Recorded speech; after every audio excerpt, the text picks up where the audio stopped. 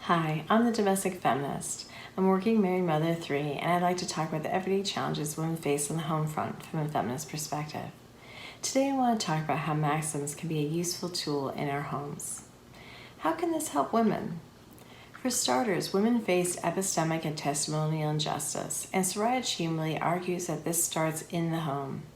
Gemma Hartley, talking about emotional labor, gives a good example.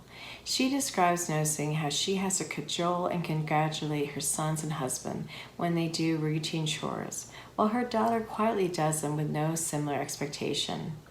I myself have been frustrated by how many times I need to ask my sons to do something, and how acceptable it seems to them to ignore me until it suits them.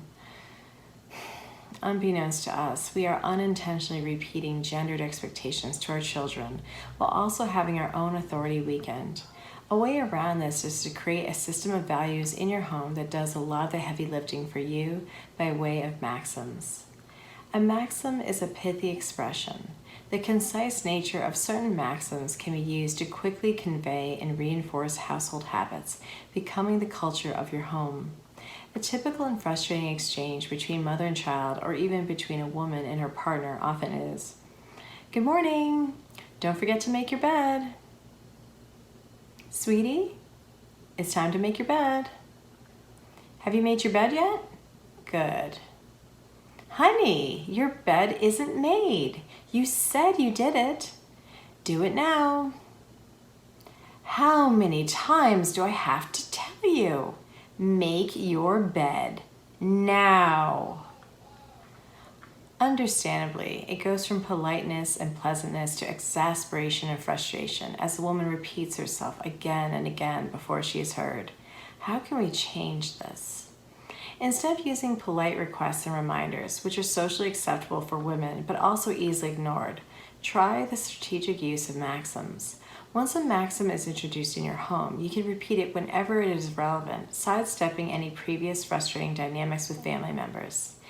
The way it works is that the maxim functions as a standalone piece of knowledge that you simply remind them about.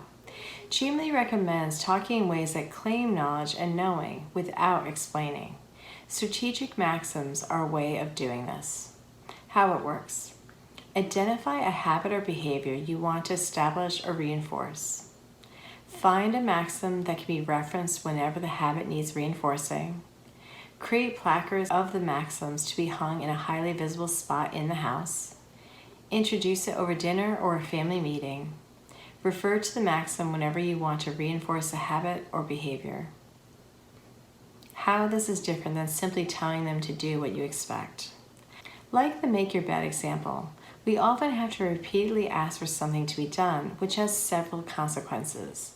It is exhausting and annoying for us, occupying our time, attention, and energy for the granular, everyday details, leaving less space for bigger, more satisfying pursuits.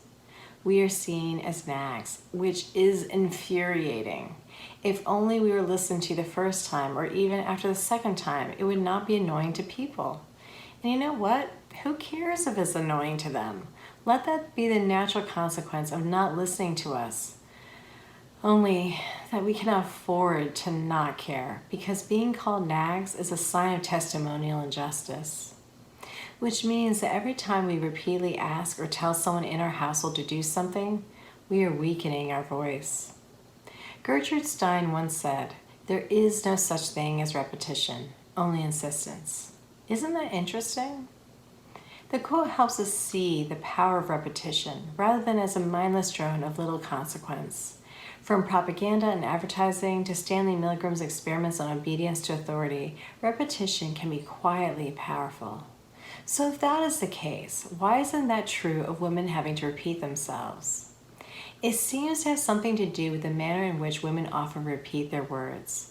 Take the make your bed example. The first 2 times are pleasant. The third is too, while taking the person's word for it. In the fourth one, there is realization, exasperation, and a subtle note of warning insistence. In the 5th time, there's anger, frustration, and a kind of pleading to finally be heard. How many times do I have to tell you? before issuing the demand, yet again, with all the sternness and authority she can muster. Except the demand is not all that commanding. In fact, I have found myself in this situation and noticed how quickly the original grievance is forgotten, and now I am the one who's seen as having an unreasonable reaction. You can't win. But the strategic use of a Maxims gives us a way to step around that. Let's look at some examples.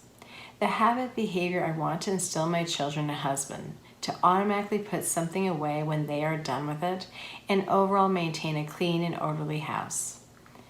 The Maxims I'm going to use to achieve this, it is either in use or it is put away, and people over things. I create placards of them and hang them up. We discuss the meaning of the Maxims at a family meeting. Why is this a good way to live? And the kids respond, and my husband and I fill in any gaps in their explanations. The goal is for them to understand and become invested in trying out the habit. Then we discuss the second one, which is a little more abstract. This one helps them see the impact on others of leaving things out or keeping things they know they should get rid of.